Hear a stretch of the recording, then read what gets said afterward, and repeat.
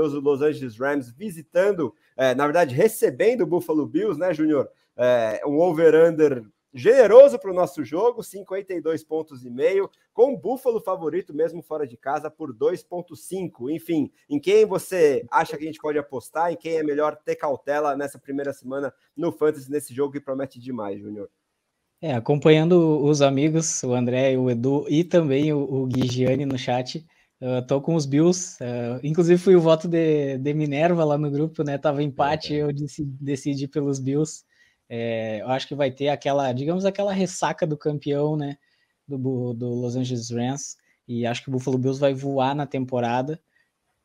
Por isso já vamos falar um pouquinho dos jogadores de cada equipe. Acho que a gente tem jogadores incontestáveis para serem escalados nessa semana, independente do confronto ser difícil e das duas defesas serem boas defesas. Acho que tem nomes que não se pode estar no banco. Do lado dos Rams, acho que o Matthew Stafford é um QB1 na temporada, apesar de ter essa questão aí da lesão, da defesa de Buffalo também ser uma boa defesa, mas é um QB1, a menos que você tenha pego um outro QB mais alto que ele tem que ser escalado, acho que vai pontuar, acho que vai bater o over desse jogo, então vão ter muitos pontos na partida. Outro jogador que eu acredito bastante para a temporada, inclusive tenho pego bastante em drafts, é Cam Akers. Acho que ele se recupera, acho que ele volta bem para os Rams. Deve comandar esse ataque, esse backfield. Para mim, ele não vai dividir tanto o backfield com o Henderson. Então é um cara que eu confio. Nessa semana, talvez não seja uma escolha unânime, por essa defesa de Buffalo ser uma defesa muito boa, né? Mas eu escalaria, no mínimo, no flex, eu colocaria. Os dois wide receivers também dos Rams, acho que são altamente escaláveis, principalmente Cooper Kupp, que foi o principal recebedor da temporada passada. E com o reforço do Allen Robinson, acho que é um cara que encaixa demais no sistema dos Rams. Acho que é um cara que vai se recuperar na carreira, tem um quarterback acima da média. Então é um cara que a gente vai ficar muito de olho nessa temporada. É um cara que foi draftado bem abaixo, né? Tem sido draftado, né? Quem tá fazendo drafts ainda é o cara que tá mais abaixo nos boards. E é um alvo muito interessante para a semana.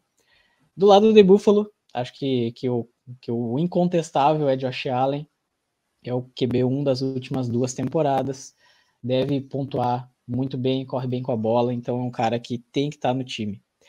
E os outros dois que eu colocaria aqui na lista, que são incontestáveis de ser escalado, é Stephon Diggs, que vai ser o wide receiver top 5 na temporada, então eu colocaria incontestavelmente. E o outro que eu particularmente não gostava tanto nessa pré-temporada, mas com os cortes e vendo os reportes, é Dawson Knox. Dawson Knox é um cara que eu gosto. Aprendi a gostar, digamos assim. Eu tava com um certo receio do O.J. Howard por lá, dele ter bastante divisão aí com os tight ends, mas o O.J. Howard foi cortado. Dawson Knox deve voltar a ter volume, ter touchdowns Ele é muito dependente de touchdowns, a gente sabe disso, mas o Josh Allen deve distribuir muito essa bola, e Dawson Knox seria um cara que eu escalaria aqui sem pensar muito. Se você pegou um tight end mais baixo, não pegou aqueles top 5, top 6, eu colocaria tranquilamente nessa semana. Algumas outras escolhas, algumas questionáveis. A primeira delas, para mim, é o Higbee. O Higbee eu já não escalaria, para mim é um tight end streaming. Para algumas semanas, não para esta. Para mim, nesta semana, ele não é escalável, por conta dessa defesa de Buffalo Bills roubar bastante a bola. Então, eu não colocaria Tyler Higbee nesta semana. Do lado de Buffalo, acho que tem 3 jogadores que são certa incógnita, que é o backfield dos Bills, que é Dave Singletary ou James Cook. Parece que Singletary deve ser o running back 1 do time. Eu o escalaria nessa semana no flex no máximo. Se você tem algumas opções, talvez ele fique no banco, mas eu o colocaria. Cook, acho que a gente espera para ver o que vai ser James Cook, se ele realmente vai ser um running back de terceira descida. Talvez ele vá assumir esse backfield futuramente, mas eu ainda esperaria o James Cook. E o último, do lado do Buffalo, o queridinho do André, que é Gabriel Davis, né? O Reinaldo. Outro que eu tenho eu particularmente acho que prefiro esperar 1 ou 2 semanas para ver como é que vai se comportar esse ataque de Buffalo.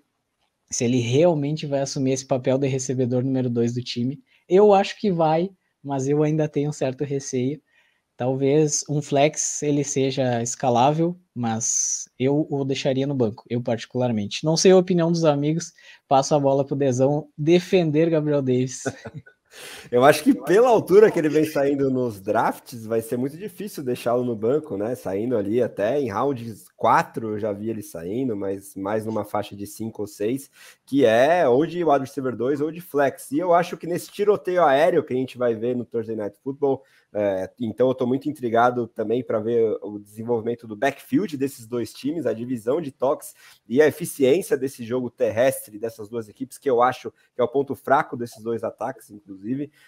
Mas eu acho que vai sobrar bastante alvo e recepção e jardas também para as segundas opções de cada quarterback, tanto o Allen Robinson quanto o Gabriel Davis, e eu acho que vai ser uma discussão que vai render bastante depois desse jogo, inclusive, se você preferirá ter Robinson ou Davis a partir da semana 2 em 2022. Então, vamos ver o que acontece, mas esses backfields são as narrativas que mais me interessam para o Fantasy, ver se o James Cook já começa com um papel um pouquinho preponderante, principalmente nas terceiras descidas, e se o K-Makers realmente conseguiu se recuperar dessa lesão tão séria de Aquiles, que fez, infelizmente, eu largar a mão dele, que era o meu principal amor no Fantasy Football em 2021. Infelizmente, eu ziquei demais o menino.